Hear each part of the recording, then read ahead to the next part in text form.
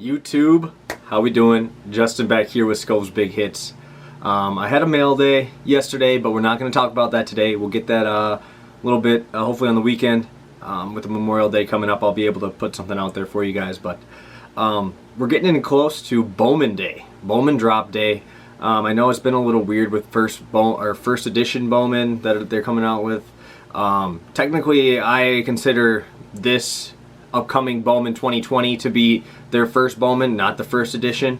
I know a lot of other people have different speculations on that. They're probably pretty cool because they'll be super short printed and stuff, but I consider this the first Bowman. And I just kind of wanted to get some prospects out for you guys to make sure that you guys know who I'm targeting or who I'm looking at, and some guys that would be good for investments in the future. So I have 5 guys that I'm looking at.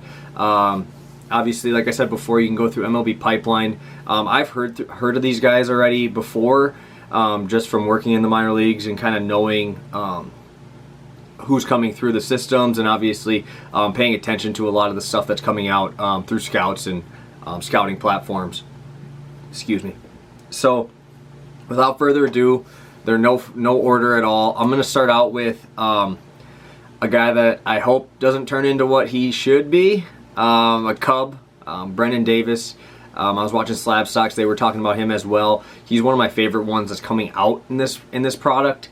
I know I was reading up on his stuff, and they were saying he could possibly be a 30 home run, 30 steals guy. I know he is a 60. So on MLB Pipeline scale, they rank him all the way through as prospects in each category. Run, speed, or running and speed, the same thing there. Power, hit, tool, stuff like that. So he had a 60 run, which is crazy for a guy that's that big. He's a pretty big guy. Could be a starting center fielder in the big leagues. 30-30 potential. You don't really see that much anymore. A guy that has that much pop and can swipe the bases. Obviously, I'm not going to compare him to anybody because I could say Acuna and then his stuff blows up, whatever. But you can't really know. This is all prospecting. This is all stuff for the future. So Brennan Davis is probably one of my favorite guys from this product. Obviously, it doesn't hurt that he's in a really big market with the Cubs. So that would be my first guy to target there. I'm just going to kind of give a little bit of overview. That's pretty much all I'm going to do. I'm not going to dig in, or else it'll be a 50-minute video. Also, I want to say I'm not going to put Bobby Witt, Dominguez in here. Everybody knows them. They're huge prospects. I'm not going to go into them just because you guys already know that those are big cards. So I kind of want to give the people who might not know the rest of the field just a little bit more information on it too. So next, I'm going to be a little biased. I put Mario in here, Mario Feliciano, catcher for the Brewers.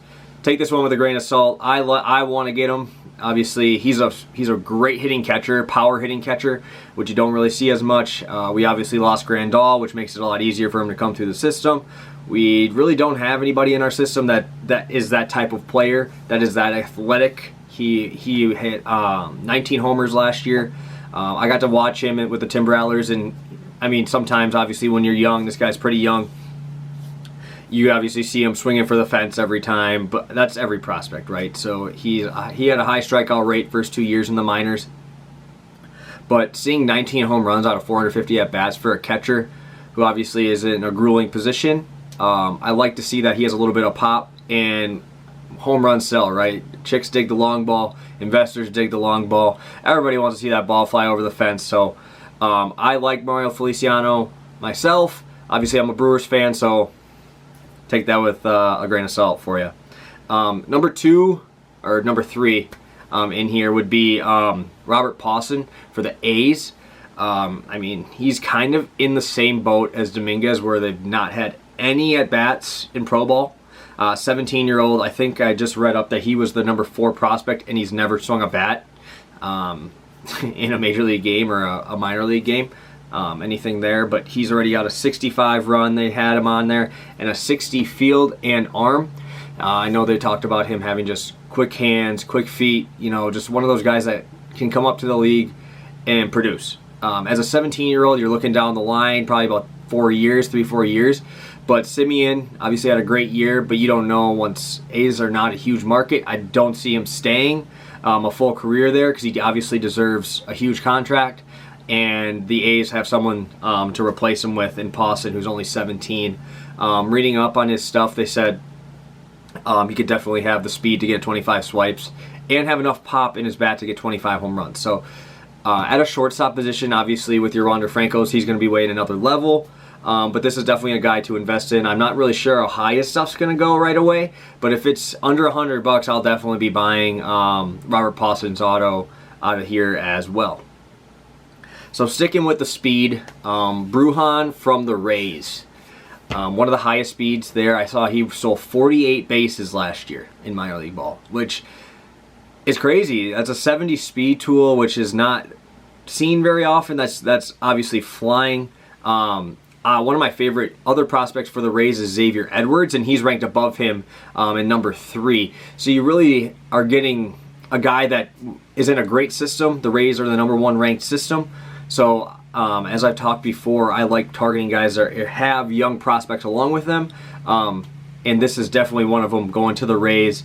He's a shortstop, second baseman. Obviously, you have Wander Franco at shortstop, but you also have Brandon Lowe. So maybe they can use one of them as a DH. I could see Lowe definitely being a DH if they're able to bring up Brujan and just get him in that lineup, because that's a lot of speed. You got the pop in the middle. I mean, they got my boy over there, G-Man Choi. So, I mean, that's going to be a really dangerous lineup in a couple years. Obviously, Brujan needs to hit better. He had a 60 hit tool. He's graded out like that, but I want to see a little bit more gap to gap, a little bit more doubles, triples, because just getting singles and stealing bases really isn't going to get the card value to where I want it to be to pay up for him. So hopefully you can get a little bit more pop in there. Hopefully during quarantine he's doing a bunch of bicep curls and we're able to get those balls over the fence that are in the gaps instead of just the bloopers in the second base. But hey, if he's in the top prospects for a team, obviously he's doing something right. So good luck to him, obviously, and definitely a guy I'll be looking out for too. And lastly, number 5, we're definitely going to go with Duran. Duran for the Red Sox. Sorry, just been coughing today. I don't know why. So Duran for the Red Sox, I believe he's their number 8 prospect. He's a mid-level prospect. This would be a guy that I wouldn't spend a ton on. Like I said, guys, there's tiers to this. Obviously, your Dominguez's, Bobby Witt's, Pawson might be a little bit higher, but definitely a guy you should try is Duran, an outfielder.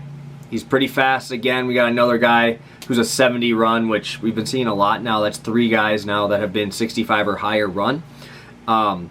But I could see him moving through because the loss of Betts, I can't see Martinez staying there for very long. So that's going to be leaving. I mean, they have Benintendi, but I can see him coming through their system. Obviously, being able to put up numbers through the minor leagues would be great. But I'm not going to use him as a high-end prospect or a guy I want to invest like heavy in, but definitely a guy you should get a couple shares of, especially in a Boston Red Sox market that could easily bring home some money there if he makes it to the league and makes a little bit of an impact.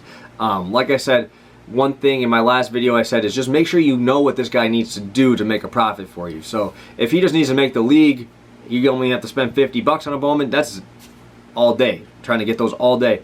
But yeah, so I think those are the 5 guys that I'm looking for personally. I say this every time as I try to get guys that I'm trying to get too. So I want you guys to be able to be in that same boat where I'm buying these guys as well. I'm not just telling you to buy them. I'm going to be out there trying to get these guys for myself. So a little run back would be Brendan Davis for the Cubs, number 1. We got Mario Feliciano, number 2. These are in no particular order, by the way. Robert Pawson, 3. Brujan, why can't I think of his name? Brujan, 4. Vidal Brujan for the Rays, number 4. And Duran for the Red Sox, and number 5. So those are just 5 guys that I'll be looking at. Obviously, my Bowman, hopefully I'll be able to get some on Tuesday.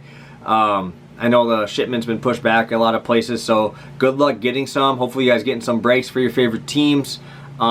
Please let me know if you guys enjoyed this video. If you guys are looking at some more investment stuff, I'd love to help. But yeah, definitely comment. I would love to hear what you guys think about the new platform where we're moving here, and hopefully able to get you guys some more insight on the hobby and getting to show off some mail days. So thank you guys for checking in. I hope you guys have a good one and have a great weekend.